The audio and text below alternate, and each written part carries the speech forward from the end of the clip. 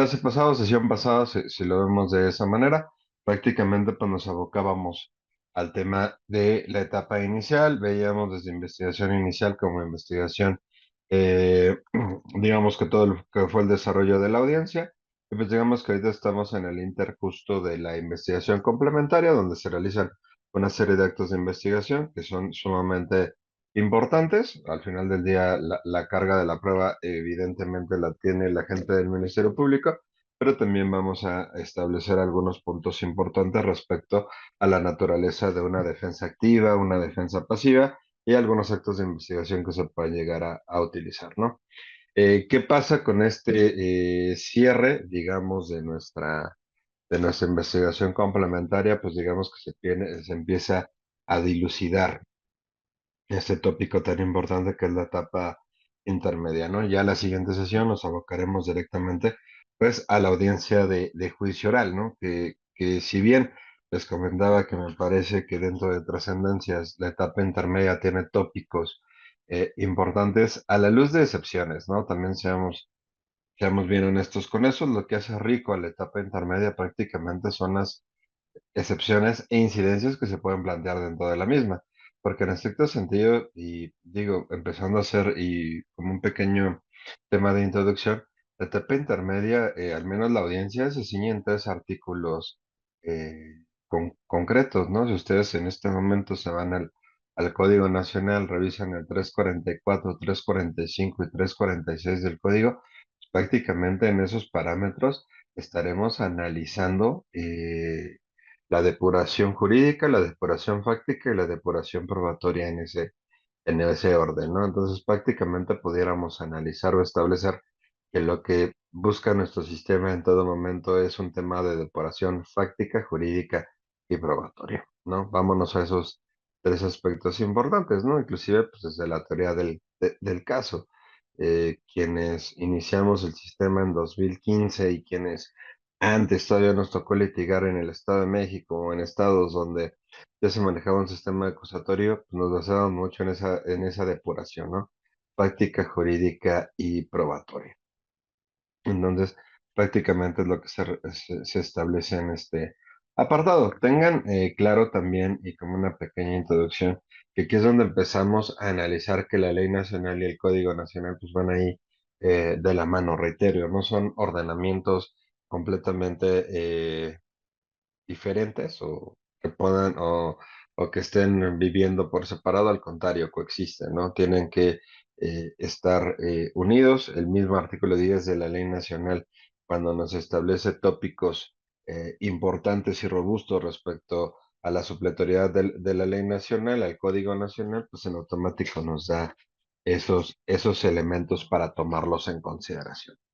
Entonces, ¿por qué es importante este punto? La primera parte, digamos que la fase escrita, donde solamente vamos a tocar algunas diferencias, ¿no? Porque tampoco es tan diferente al sistema de adultos, lo ceñimos o lo analizamos a la luz de la Ley Nacional del Sistema Integral de Justicia Penal para Adolescentes.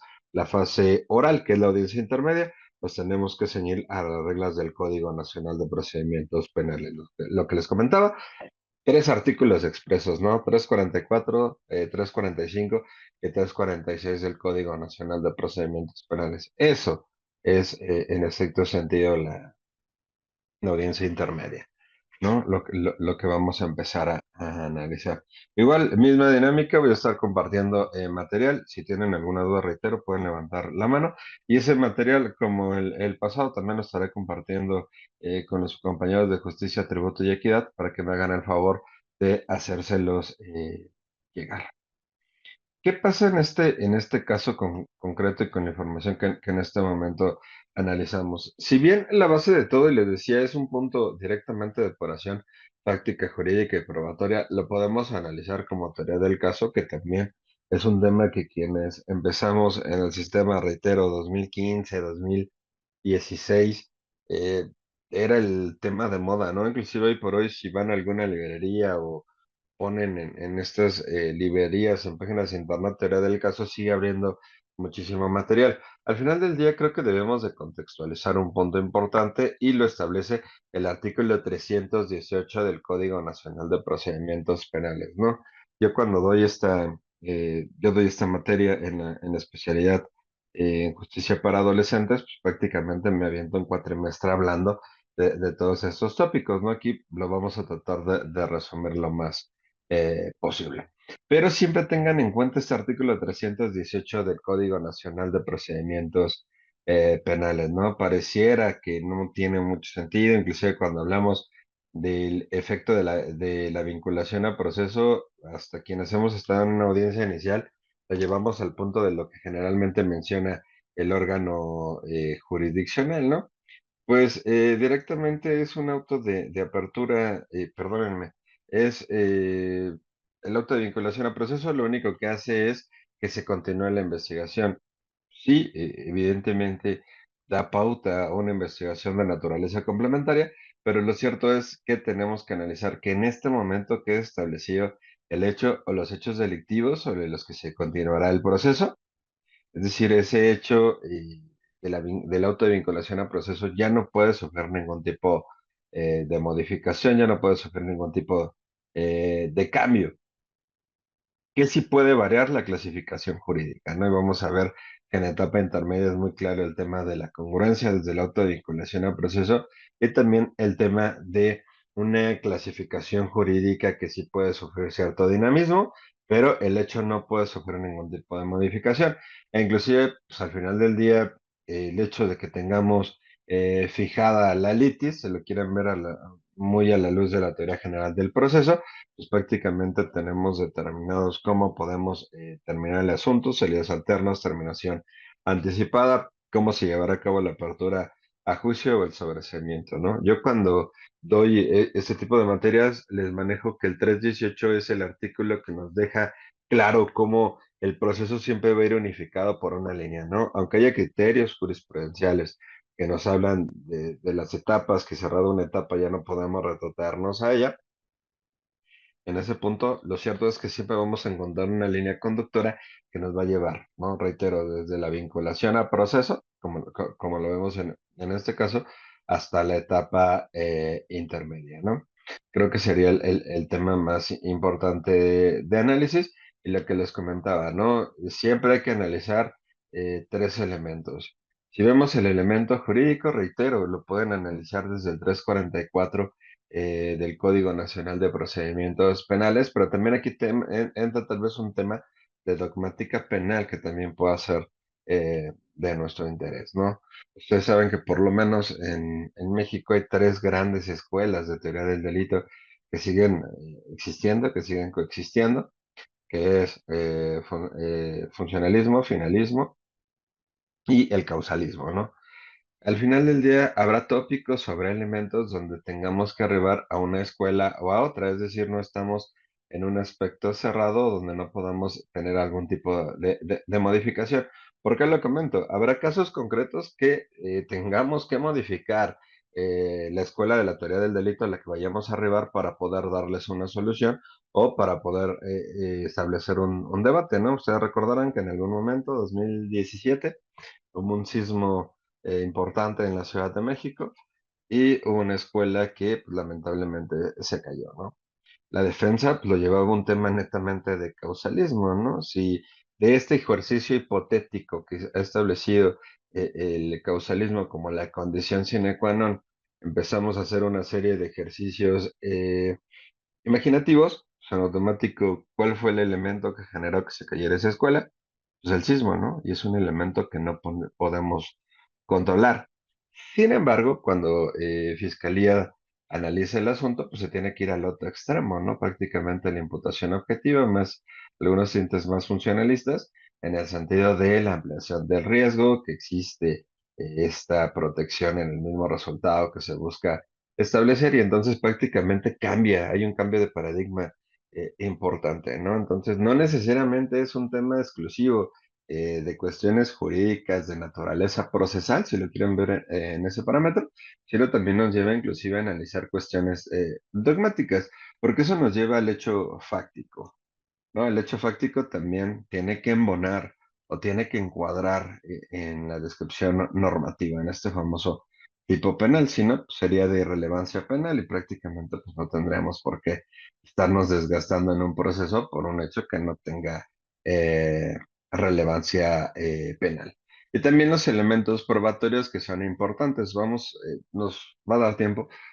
Tenemos que ver por lo menos un principio de libertad y licitud probatoria, que son temas muy tal vez de juicio, pero pues podemos adelantarle, ¿no? Porque el juicio en 3 horas es muy poco tiempo, ¿no? Que sería nuestra siguiente sesión. Entonces, lo que le podamos adelantar, pues adelante lo vamos a hacer.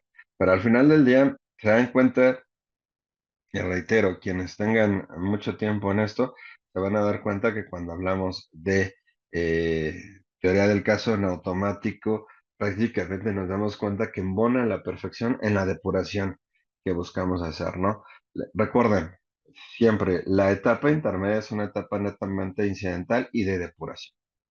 Y al final del día, como todo, está llena de excepciones. Y recuerden que al final del día las excepciones es lo que hace bonito a nuestro sistema, ¿no? Que realmente nos haga como llevadero una serie de cuestiones que tal vez no están planteadas como tal en el Código Nacional, pero que la práctica, los criterios jurisprudenciales nos han llevado a ese punto importante, ¿no?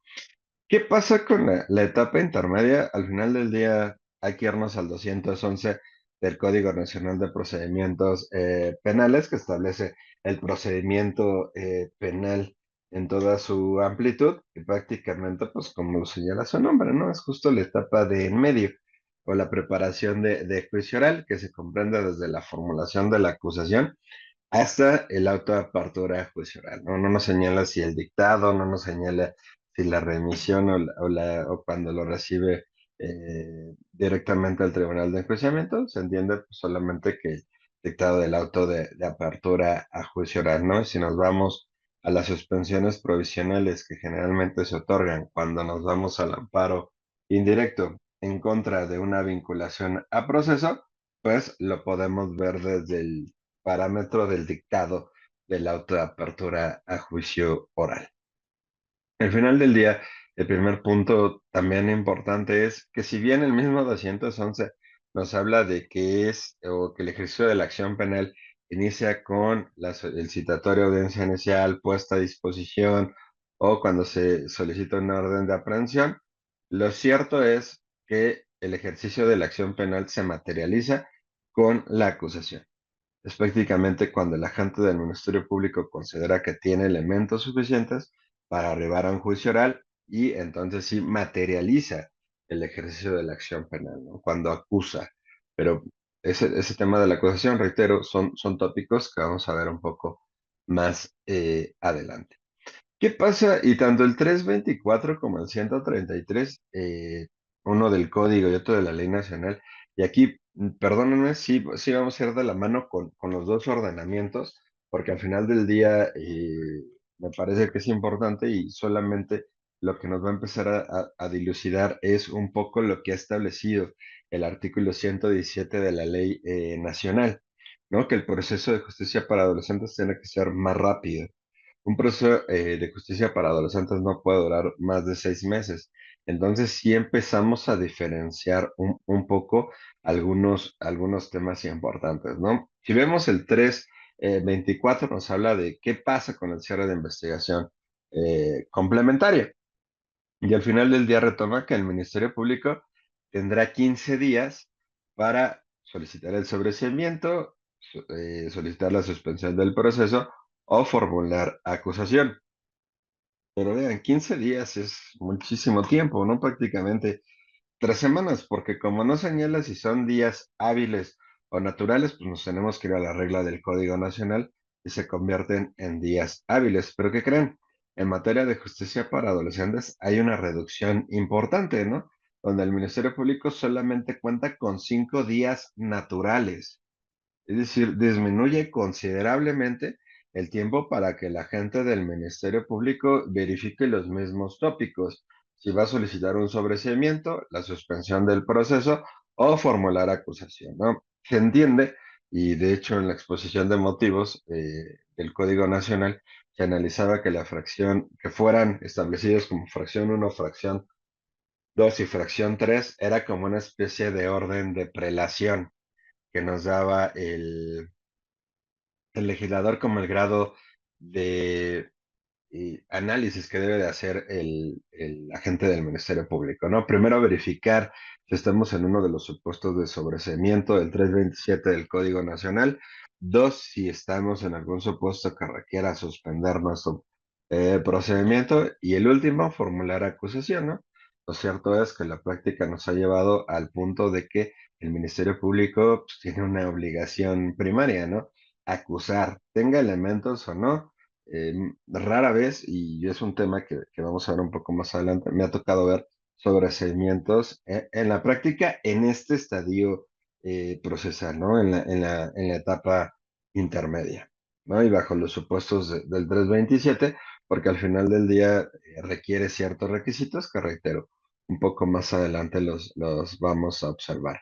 En materia de justicia para adolescentes también funciona o también existe este apartado de qué pasa si el agente del Ministerio Público no presenta su acusación en este periodo de 5 días naturales.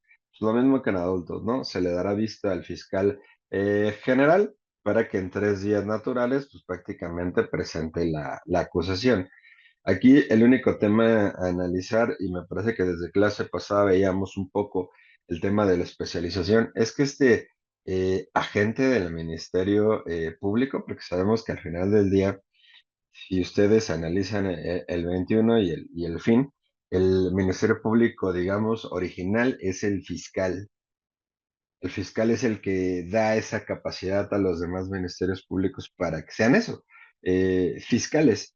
Entonces, en este caso, un ejemplo, en adultos, cuando pasan ese tipo de cuestiones, quienes realizan la acusación son los fiscales auxiliares o, bueno, agentes del Ministerio Público auxiliares de la fiscal. En materia de adolescentes se designa un Ministerio Público, pero este, recuerden, tiene que ser especializado. Al final del día, todas las actualizaciones tienen que ser por agente del Ministerio Público especializado y más una tan trascendental como es la acusación. Si no pudiéramos caer en un tema de violación a derechos humanos y que sea un acto que al trastocar el 18 constitucional no tenga validez y entonces también podamos caer en este supuesto, ¿no? Si se dicta, que se dicte directamente el sobreseimiento. Aquí hay un criterio de la primera sala, 2020-669, que es un análisis que se realiza directamente sobre el artículo 325 del Código Nacional, que prácticamente el 325 del Código establece la misma digamos, reglamentación del último párrafo o la última parte del 133 de la ley nacional, ¿no? Y al final del día señala que no es que se esté supliendo, sino que prácticamente lo único que están haciendo es darle vista para que quien sí lo puede hacer formule la acusación, ¿no? Pues situación diferente sería como en el viejo sistema que la gente del ministerio, perdón, el órgano jurisdiccional, al ver que el Ministerio Público no acuse, él absorba esa obligación y en automático genera una especie de acusación, ¿no? Con base en la vinculación al proceso. No funciona, pero reitero, habrá que analizarlo, ¿no? 2020, 669 tomos, les digo, no se preocupen, este material lo voy a compartir para que se los hagan llegar. Y vamos al primer punto, el sobreseimiento. Y aquí sí habrá que analizarlo a la luz del artículo 327 del Código Nacional, porque ¿qué creen? La ley nacional no establece de manera formal o no regula de manera formal el sobreseimiento. Entonces, sí hay que irnos directamente al Código Nacional de Procedimientos Penales para poder analizar esta figura. El 327 del Código prácticamente establece 10 supuestos en los que se puede decretar el sobreseimiento. Hay algunos supuestos de naturaleza procesal, hay algunos supuestos de naturaleza dogmática y hay unos supuestos de naturaleza fáctica. Sin embargo, para que se les haga un poco más sencillo el análisis, si ustedes revisan el 327 de la fracción 1 a la fracción 5, prácticamente estaríamos hablando de excluyentes del delito. Y si hablamos de la fracción 6 a la fracción 10, tendríamos que entrar a temas de extinción de la acción penal, ¿no? Fracción 1 a la 5, 29 del Código Penal de la Ciudad de México, fracción 6 a la décima, 485 del Código Nacional de Procedimientos Penales, ¿no? Prácticamente lo tendremos que analizar. Sin embargo, también hay que dejar patente que la clasificación eh, de las fracciones del sobreseimiento las podríamos llevar a este parámetro, ¿no? Aquí les manejé colores. Directamente, si nos vamos al color verde, causales de orden procesal, es decir, hay un tema de naturaleza netamente procesal, pues al final del día se ha extinguido la acción penal por alguno de los motivos establecidos por la ley. El más común, el cumplimiento de una salida alterna. eh, Existe una sentencia firme a favor del imputado o la muerte del imputado, ¿no? Si nos vamos a los colores amarillos, prácticamente pues, pudiéramos hablar de derecho penal sustantivo, ¿no? El hecho no constituye como tal un delito, es decir, no encontramos o pudiéramos hablar de una circunstancia atípica. El imputado está exento de responsabilidad penal, que nos llevaría también a analizar causas de justificación y el tema de la culpabilidad, que serían otros dos elementos de la teoría del delito que pudiéramos traer a debate. O si lo llevamos netamente a derecho penal sustantivo, pues hay una ley o reforma posterior que deroga el delito del que estamos hablando, ¿no? Y si vamos a causales netamente fácticas, pues prácticamente si el hecho no se cometió, va a aparecer claramente establecida la inocencia del imputado, ¿no?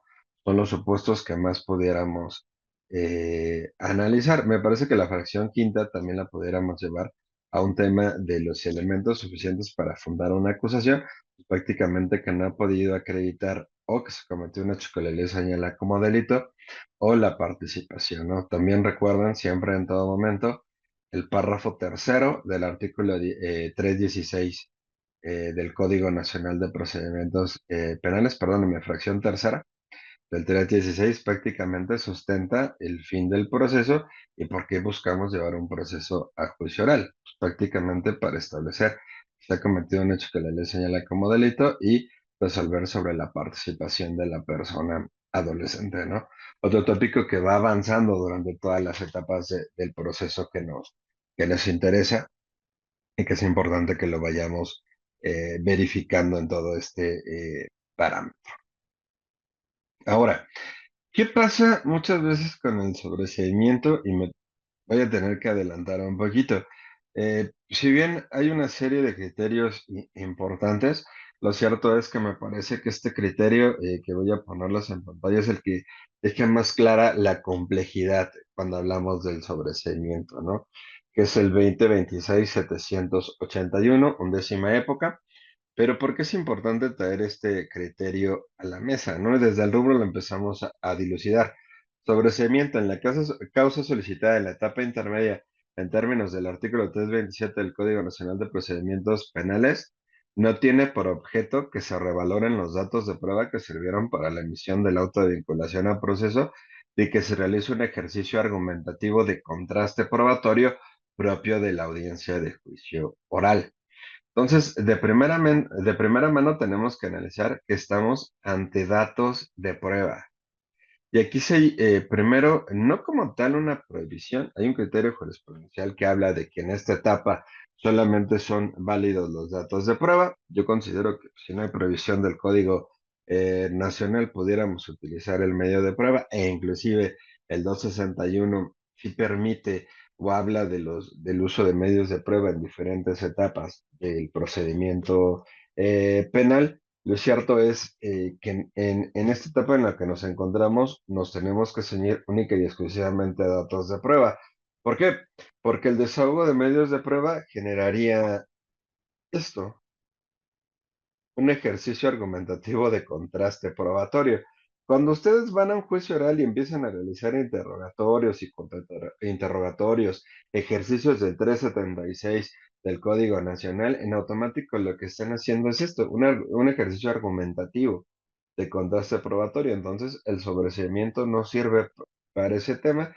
Y otro, tampoco sirve para directamente revalorar los datos de prueba que sirvieron para la emisión del auto de vinculación a proceso, ¿no? Es decir, los elementos supervinientes, si los pudiéramos manejar de esa manera, sin entrar al rubro del 390 del Código Nacional de Procedimientos Penales, y me parece que el criterio jurídico lo deja bastante claro, únicamente tiene por objeto que se analice si ante la existencia de elementos supervinientes, y es el supuesto que nos maneja, uno, se anulan o no datos de prueba que sirvieron para el dictado del auto de vinculación a proceso, que aquí me parece que es una muy mala elección de palabras por parte de directamente, déjenme cambiar el color porque creo que no se va a alcanzar.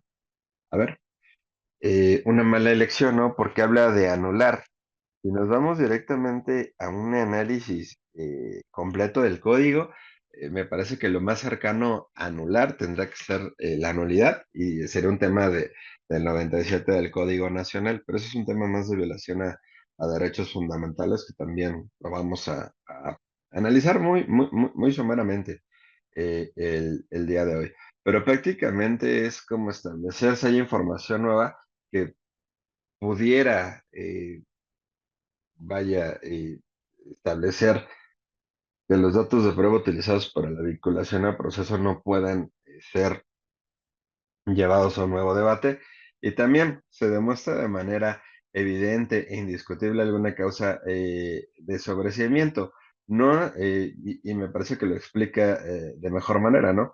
No así que se revaloren los datos de prueba que sirvieron para la emisión del auto de vinculación a proceso, ni abrir otra instancia que se valoren anticipadamente los medios de prueba ofrecidos para la etapa de juicio oral y menos que se realice un ejercicio argumentativo de contraste probatorio, ¿no? Nos lleva a esos puntos importantes. Entonces, prácticamente es, uno, verificar que de manera evidente, indiscutible, una de las causales del 327 sin revalorar los datos de prueba, sin pedirle al juez que haga un nuevo análisis de los datos de prueba con los que vinculamos a una persona, porque me parece que no es facultad de un juez de control entrar a analizar una determinación de un mismo juez de control. Y dos, al final del día, no abrir una instancia previa o preliminar a el contraste que se tendrá que realizar en una audiencia de juicio oral. Es decir, los datos de prueba con los que contemos para solicitar el sobreseimiento tienen que ser tan claros y eficientes que nos permitan, uno, prácticamente restar valor probatorio a lo que fue materia del auto de vinculación a proceso y también generar certeza de que eh, el hecho o estamos ante una causal del 327 del Código Nacional de Procedimientos Penales, ¿no?